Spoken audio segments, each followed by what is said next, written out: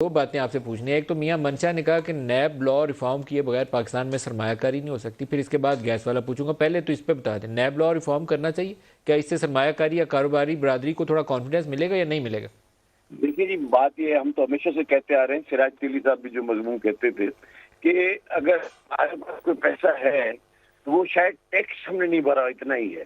बाकी जो आपके जो ब्यूरोक्रेसी है, जो पॉलिटिशियंस हैं, जिनके पैसे हैं, वो तो बिल्कुल ही मतलब वो तो मनी लॉन्ड्रिंग भी कह सकते हैं उसको, फ्रॉड के पैसे हैं। हमारे साथ जो ये जो सलूक है नैब का, जो दो दो इंडिविजुअल्स के मामले के दरमियान जो मामला होता है, उसमें मेरा ख्याल है कि नैब को नहीं आना चाहिए। नैब वैसे अच्छा काम कर रही है कि जो है पैसे हमारे लिए रिकवर करने की कोशिश कर रही है। दूसरा जो बड़ा हमारा जो ऑब्जेक्शन है बिजनेस कम्युनिटी का, वो बहुत आप बिल्कुल ये जो गवर्नमेंट के लोग भी बैठे हैं, मुझे आज बात बताएं, 20 साल पहले, 15 साल पहले किसी बोर्ड के अंदर ऑनररी मेंबर बिजनेसमैनों को जो है ना वो इंडक्ट किया जाता था। नेशनल बैंक के अंदर हर जगह हर इदारों के अंदर हमारे लोग होते थे जो ऑनररी बोर्ड मेंबर थे। अब उस जमाने के अंदर कोई डिसीजंस हुए, कोई ओपिनियन दिया, कुछ दिया, आज उसके 15 साल बाद उसका केस खोलते हैं, बिजनेसमैन को हड़ा कर देते हैं। अरे भाई, आप उसका ट्रैक रिकॉर्ड देखो, आप उसको उस जमाने के बैंक अकाउंट्स देख लो, उसकी सारी पोजीशंस देख लो। आप कैसे उसके खिलाफ केस बना सकते हैं, बिजनेसमैन के खिलाफ? वो तो ऑनररी मेंबर है, उसकी तो ओपिनियन देने की ताकत है। डिसीजन मेकिंग तो मैनेजिंग डायरेक्टर्स जो होते हैं और जो एक्चुअल मेंबर्स होते हैं गवर्नमेंट साइड के, वही करते हैं।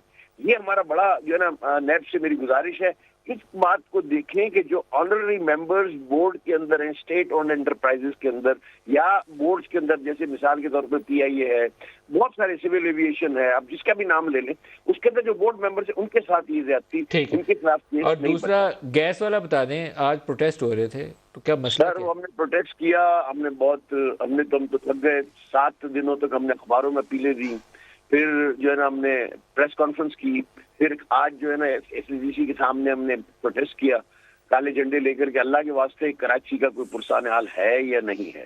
देखिए, बात यह है कि हम आज 77वां दिन है, 77th day when industry of Karachi is not functioning, or they are functioning 8 hours a day। जो रात को जो है ना 11 बजे 11:30 बजे गैस ठीक होती है, सुबह 7 बजे खत्म हो जाती है। कोई पुरसाने हाल ही नहीं, किसी ने हमसे पूछा नहीं फेडरल गवर्नमेंट से। हाँ, फेडरल गवर्नमेंट की अगर आप बात करें तो अली जैदी जो यहाँ सिंध के पीटीआई के प्रेसिडेंट है, उन्होंने हमको बुलाया, उन्होंने हमारा कैबिनेट के अंदर वॉइस भी रेज किया। आफ्ताब सिद्दीकी साहब हैं जो मैंने, उन्होंने नेशनल असेंबली के फ्लोर पे किया। गवर्नर साहब है कराची के अंदर, उन्होंने किया। रजाक दाऊद साहब ने किया। लेकिन जो अब हमारा ताल्लुक तो एनर्जी से है, एनर्जी की मिनिस्ट्री ने ना हमें बुलाया, ना हमको उन्होंने सुना। और नदीम साहब, मैं आपको बताऊं कि सर, उनके नाम बुलाने पे इतराज है या गैस ना मिलने पे इतराज है? हमारे एतराज जरा भी बिल्कुल मिलना नहीं है। हमें तो सिर्फ गैस चाहिए। हमें तो जो इंटरेस्ट है वो हमारी मिलों को चलाने के लिए है। मजदूर बेरोजगार हो रहे हैं, हमारा इंटरेस्ट वो है।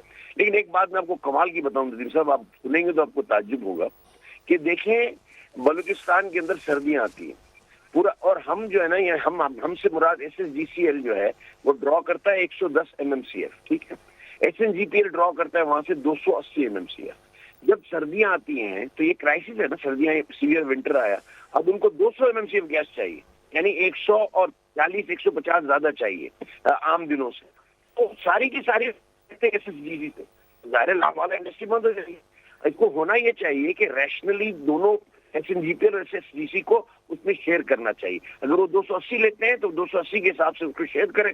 यहाँ जो हम अगर 110 लेते हैं तो 110 के हिसाब से शेयर करें। इस तरह हमको 100 MMCF गैस जो है ना वापस मिल जाती है, और हमारा जो इस वक्त जो हाल है उसको हम ठीक कर सकते हैं।